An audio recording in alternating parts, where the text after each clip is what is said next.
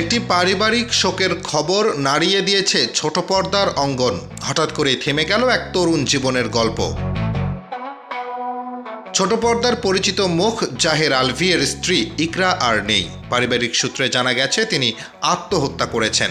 শনিবার দুপুর 1:30টার দিকে মিরপুর DOHS এলাকার একটি বাসায় ঘটে এই মর্মান্তিক ঘটনা। বিষয়টি নিশ্চিত করেছেন অভিনেতার শ্বশুরবাড়ির পরিবার।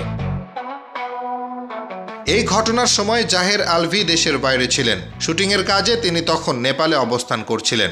স্ত্রীর মৃত্যুর খবর পাওয়ার পর সামাজিক যোগাযোগ মাধ্যমে নিজের মানসিক অবস্থার কথা তুলে ধরেন অভিনেতা। ফেসবুক পোস্টে আলভি জানান, হঠাৎ পাওয়া এই সংবাদ তাকে সম্পূর্ণভাবে ভেঙে দিয়েছে।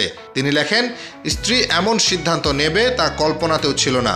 সন্তান ও পরিবারের কথা না ভেবে কেন ইকরা এমন পথ বেছে নিলেন সেই প্রশ্নের উত্তর তিনি খুঁজেও পাচ্ছেন না। তিনি আরও জানান, এই মুহূর্তে কথা বলার মতো মানসিক অবস্থায় তিনি নেই, তাই শুভাকাঙ্ক্ষী ও গণমাধ্যম কর্মীদের কাছে সময় চেয়েছেন। একই সঙ্গে দ্রুত ঢাকায় ফেরার চেষ্টা করছেন বলেও উল্লেখ করেন।